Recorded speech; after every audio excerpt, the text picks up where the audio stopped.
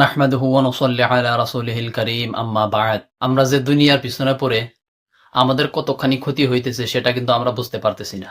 তাই আজকে আমরা দুনিয়ার পিছনে পড়ে থাকলে কি ক্ষতি হয় সেই বিষয়ে আলোচনা করব। আপনি যদি দুনিয়ার পিছনে পড়ে থাকেন তাহলে শুধু ক্ষতি আর ক্ষতি। তাই আমরা দুনিয়ার পিছনে পড়ব না এবং কি দুনিয়ার চিন্তাও করব না। যদি চিন্তা করতে হয় তাহলে শুধুমাত্র আখিরাতের করব, কারণ আপনি দুনিয়াতে যা কিছু করেন না কেন মৃত্যুর সময় কিন্তু আপনি খালি হাতে যেতে হবে। যখন আপনি দুনিয়ার চিন্তা করবেন তখন মৃত্যুর সময় আফসোস ব্যতীত আর কিছুই করতে পারবেন না, আর কিছুই আপনার সাথে নিয়েও যেতে পারবেন না।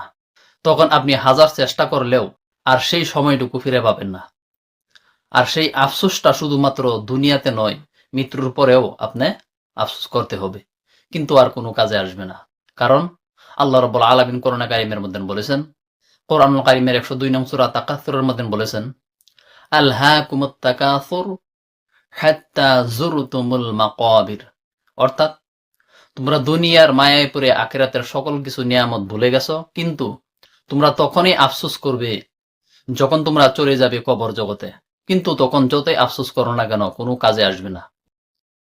তাই যারা আমরা দুনিয়ার চিন্তায় মগ্ন রয়েছি তারা দুনিয়ার প্রতারণায় রয়েছেন। কারণ দুররে মানসুর কিতাবের মধ্যে উল্লেখ রয়েছে, হযরত আব্দুল আজিজ বিন মারওয়ান রাহমাতুল্লাহ আলাইহির উফাতের সময় যখন ঘনিয়ে আসে তখন বললেন, আমাকে সেই কাফন দেখাও যা তোমরা মৃত্যুর সময় আমাকে পরিধান করাবে। তখন আব্দুল আজিজ বিন মারওয়ান রাহমাতুল্লাহ আলাইহির সামনে কাফনের কাপড় আনা হলো।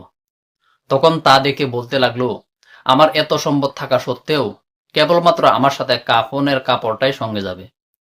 এবং কি হযরত আব্দুল আজিজ বিন মারওয়ান রাহমাতুল্লাহ আলাইহি মুখ ফিরিয়ে কান্না করতে শুরু করলেন এবং বলতে লাগলেন, হায় রে দুনিয়া, তোমার প্রতি আফসোস, কারণ তোমার সম্পদ যত বেশি হোক না কেন তবু কম পড়ে যায়।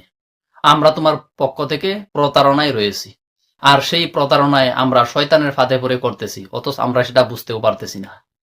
তাই প্রিয় মুসলিম ভাই এবং বোনেরা, আমরা সবসময় চেষ্টা করব আখিরাতের জন্য, আখিরাতের বাজার করার জন্য, আখিরাতের চিন্তা করে কবর এবং হাসর ময়দানে যে আমাদের একদিন হিসাব দিতে হবে সেই চিন্তা করে আমরা দুনিয়ার প্রতারণায় না পড়ে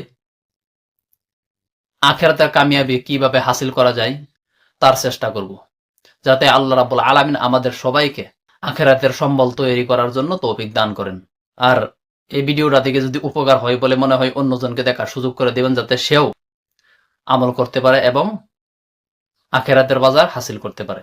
আল্লাহ রাব্বুল আলামিন আমাদের সবাইকে ইসলামের পথে থাকার জন্য তৌফিক দান করুন। আসসালামু আলাইকুম ওয়া রাহমাতুল্লাহি ওয়া বারাকাতুহু।